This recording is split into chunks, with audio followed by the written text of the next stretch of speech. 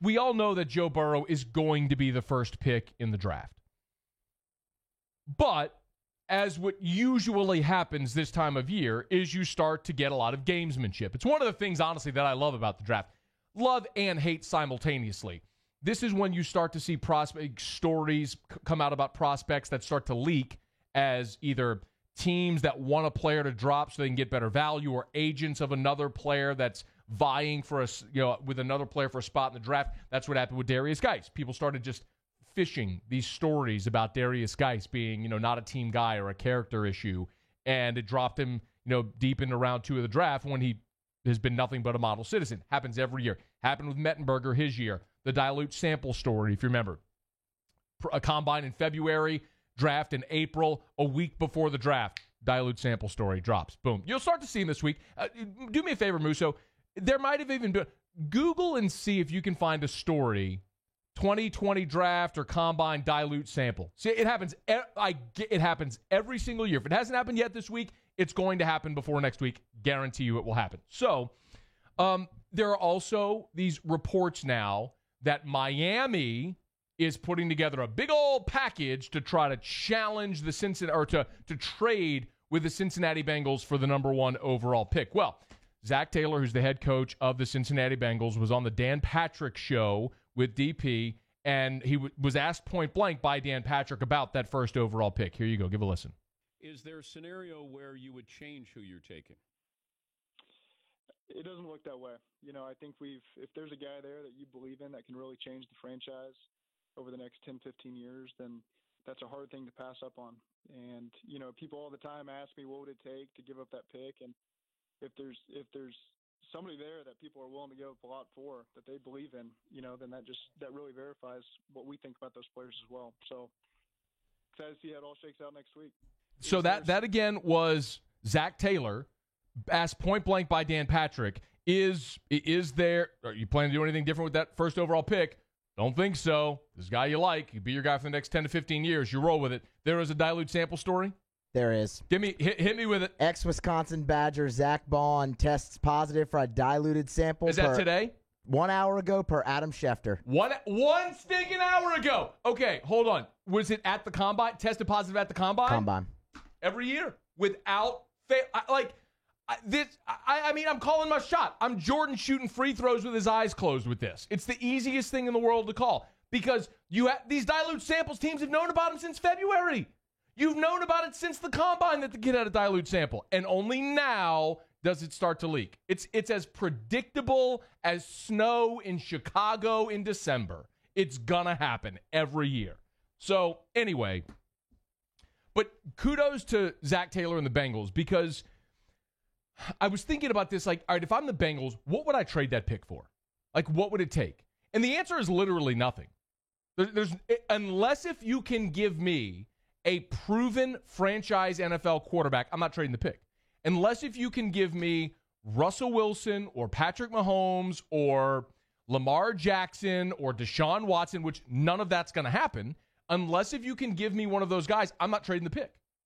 Because if I feel like at 1 overall, I'm getting my franchise quarterback for the next 10 to 15 years, there's no amount of draft capital you can give me that's going to move me off of that pick. Because you can give me 5, 7 picks, 3 first-rounders, 3 second-rounders, and a third, and you go, God, look at all that draft capital. But the problem with that is, what if you miss on those guys? What if you draft some combination of Stanley Jean-Baptiste and Cedric Ellis? It could happen. And then what?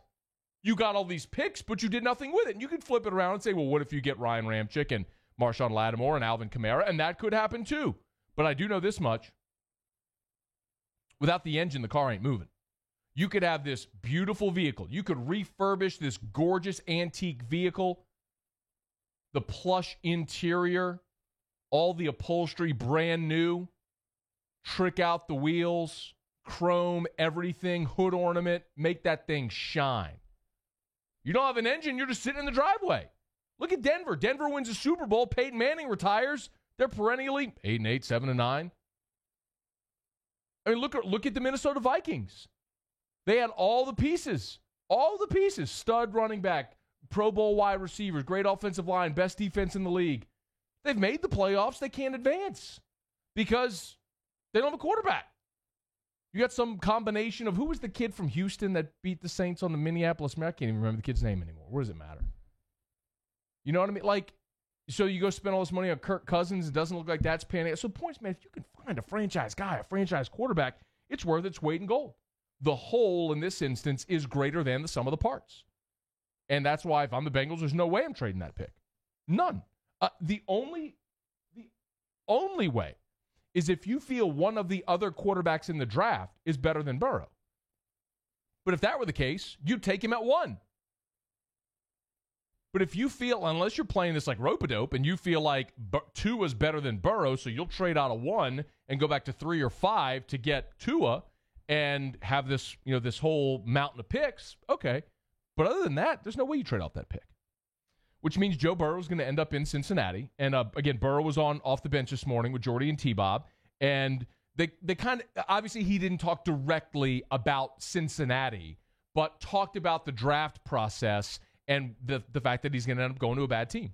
In the draft is funny because you don't have, not a lot of professions pick you to, engineers don't get drafted to certain companies. So that's kind of peculiar in, the capitalistic ways of the United States. But that's how it is. And the teams that have the worst year pick at the top, and that's why they're there. Whatever team I go to, it's going to be a challenge at the beginning. I'm going to have to, persevere through it, and just like I've done in the past. And, you might have a really good first year. You might have a really bad first year. You don't really know, especially without OTAs this year. And you're going to have less time with your team. So there's going to be ups and downs for sure. You're just going to have to battle through it.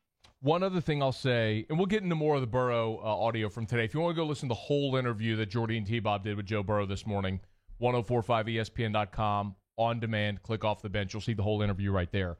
But although Cincinnati has not had a ton of playoff success,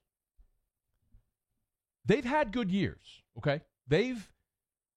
From 2011 to 2015, they went to the playoffs 5 straight years. I mean, their drought is not even close to being the longest in the NFL. The Browns haven't been in 17 years. The Cleveland Browns have a 17-year playoff drought. 2002. The Bucs, Tampa Bay, which doesn't have the perception of it like Cincinnati does, Tampa hasn't been to the playoffs since 2007. It's been 12 years. It has been, say that again, it has been 12 years since Tampa Bay went to the playoffs. 2007. The Jets, the last time they went was 2010 with Mark Sanchez. That's the last time the Jets were in the playoffs. 9 years.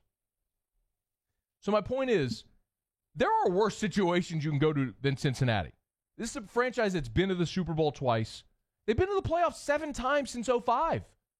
In 15 seasons, 14 years, they've been to the playoffs 7 times. Every other year, essentially. On average, they've gone to the playoffs. I'm not going to sit here and tell you a team coming off a 2-14 season is poised to make a run. But that's a franchise that while they do and they have at times in their history been labeled as one that's not really willing to spend money, spend big in free agency, question the franchise and the ownership's commitment to winning. I do understand all that. But that's far from the worst franchise in the NFL over the last 20 years. Far from it. And maybe I'm biased, having seen Burrow in the way that he transformed LSU offensively. But I just believe you give that guy time to go build a culture at a place and start winning, he's going to win big there. I believe he will.